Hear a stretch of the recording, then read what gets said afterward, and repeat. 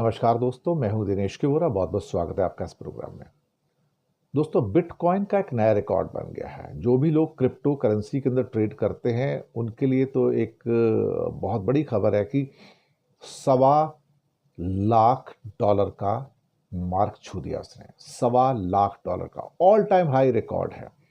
और जो भी क्रिप्टो करेंसी में डील कर रहे हैं और बिटकॉइन में डील कर रहे हैं तो उनके लिए तो एक बहुत बड़ा बोनांजा है ये। दिल्ली में फॉरेन कोचेस पे पैरा ओलंपिक एक मीट हो रही है और वहां पर एक केनिया और एक जापान के कोच को कुत्तों के द्वारा काट लिया गया। बहुत बड़ी बदनामी हुई है हमारी।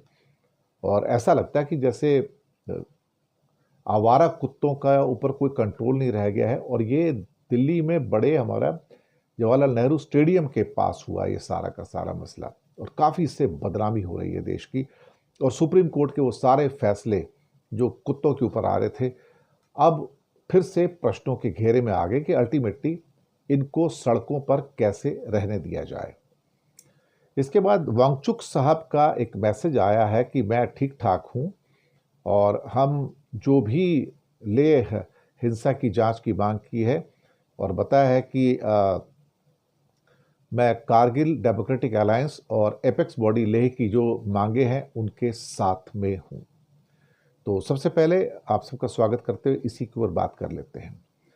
वांगचुक साहब ने उनका पहला मैसेज आया कि शनिवार को दो लोगों की मुलाकात हुई उनसे। उनके भाई तसेसन दोरजे ले और वकील मुस्तफ़ा हाजी के जरिए संदेश दिया गया है। दोनों ने शनिवार को यानी कि कल जोधपुर की सेंट्रल जेल में उनसे मुलाकात की थी। सरकार ने मंजूरी दी थी। और वांगचुक साहब का कहना है कि कारगिल डेमोक्रेटिक अलायंस और लेह एपेक्स बॉडी ने जो छठी अनुसूची और राज्य का दर्जा बहाल करने की मांग का समर्थन किया। उनका कहना था कि मैं पूरे दिल के साथ में हूँ, मैं शारीरिक और मानसिक रूप से ठीक हूँ और सभी की चिंता और प्रार्थनाओं के लिए धन्यवाद देता हूँ। जिन लोगों ने अपनी जान गंवाई है उनके परिवारों के प्रति मेरी हार्दिक संवेदनाएं हैं। जो घायल हैं, हिरासत में हैं, मैं उनके लिए प्रार्थना करता हूँ। चूँकि बहुत सारे लोग उनके बारे में बहुत चिंतित हैं और अभी ये याचिका भी आ रही है 6 अक्टूबर को जस्टिस अरविंद कुमार और जस्टिस NV अंजारिया की बेंच के सामने ये आएगी।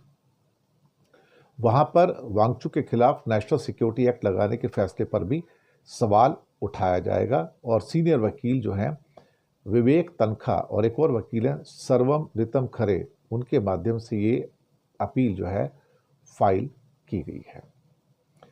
क्रिप्टो करेंसी का मामला $1,25,000 ऑल टाइम हाई। शायद अमेरिका से निकलते हुए संकेत क्रिप्टो करेंसी को नई हवाई ऊंचाइयां दे रहे हैं और 1,25,245 पे आ गया है। जी हाँ, प्रीवियस रिकॉर्ड जो था $1,24,480 था जो मिड अगस्त में था और अब $1,25,245। और ये क्रिप्टो फ्रेंडली जो रेगुलेशंस हैं अमेरिकन प्रेसिडेंट से निकल रहे हैं। और the crypto currency had risen on the Friday for the 8th straight session up by recent gains in US equities and inflows into Bitcoin exchange trader funds। तो कहीं ना कहीं जो बिटकॉइन को जो सारा का सारा इस समय जो सपोर्ट मिल रहा है वो अपने आप में बेहद ही इम्पॉर्टेंट है। और एक किस्म से कहा जाए तो जो लोग भी क्रिप्टो करेंसी के अंदर डील कर रहे हैं इस टाइम और काफ़ी हद तक डील कर रहे हैं वो शायद खुश होंगे कि उनके पास अभी काफ़ी पैसे आ जाएंगे। और मुझे लगता है कि काफ़ी इम्पॉर्टेंट ये सवाल है। दिल्ली में विदेशी कोचेस की, जी हाँ, वर्ल्ड पैरा एथलेटिक्स चैंपियनशिप हो रही है दिल्ली में जवाहरलाल नेहरू स्टेडियम में। और दिल्ली में 2 विदेशी कोचेस और 6 और लोगों को आवारा कुत्तों ने जवाहरलाल नेहरू स्टेडियम के बाहर काट दिया। आप सोचिए कि उसमें एक कोच कीनिया का है, एक जापान का कोच है। उसमें कुत्तों ने हमला किया और बहुत सारे कुत्तों ने हमला किया, उनको काटा। और सरकार जागी कि हो क्या रहा है। इससे बड़ी बदनामी की बात हो क्या सकती थी। उसके बाद सरकार जागी और फिर नगर निगम भी जागी, और वहाँ तो सारी तो बीजेपी की सरकारें अब तो, और जगह जगह उनको पकड़कर अब उनको फिर से अलग जगह पे ले जाया जा रहा है। और सुरक्षा व्यवस्था में एक बड़ी खामी सामने आई है। और जब 2 विदेशी कोचों के ऊपर आवारा कुत्तों ने हमला किया, तब सरकार जागी है। हिंदुस्तानियों के ऊपर तो अटैक होते रहे, कुत्तों के तो किसी को फर्क नहीं पड़ता। और हमारे जो कुत्ता प्रेमी है वो तो कहेंगे हाँ काटते ठीक है, कोई बात नहीं ना, लेकिन वो उनका भी हक है जीने का, और वो अपने जाके 100 किस्म के लॉजिक देंगे। बीच में इसके ऊपर काफ़ी हद तक सुप्रीम कोर्ट में बहस भी हुई थी। दुनिया में बाकी कहीं जाओ आपको ऐसे कुत्ते कहीं नहीं मिलते, इंडिया में ऐसे कुत्ते मिलेंगे। तो अब यहाँ पर नगर निगम की अपना बड़ी बदनामी हुई। अब वो सारी बीजेपी के पास है, सरकार भी बीजेपी की है, केंद्र सरकार बीजेपी है, होम मिनिस्ट्री बीजेपी की है, दिल्ली में सरकार बीजेपी की है, नगर निगम भी बीजेपी की है, मेयर भी बीजेपी का है। तो अब बीजेपी के एक नेता जो कि विजय गोयल साहब हैं, बड़े सीनियर रहते हैं, पहले मिनिस्टर भी रह चुके हैं, एमपी रह चुके हैं, उनका कहना है कि ये तो देश की साख पर धब्बा लगा हुआ है।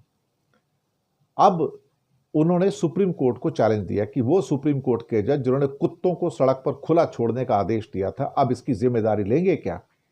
देश बदनाम हो रहा है तो जिम्मेदार कौन है इसका? क्या सुप्रीम कोर्ट अब जिम्मेदार नहीं होना चाहिए?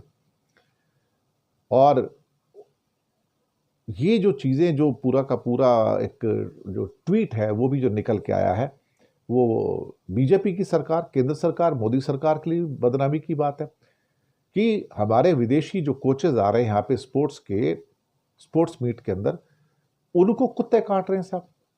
केन्या के कोच डेनिस मरागिया पर जहाँ पे स्पोर्ट्स एरिना था, वहाँ पर कुत्ते ने हमला किया, उसके पैर में गहरा जख्म हुआ, खून निकलने लगा।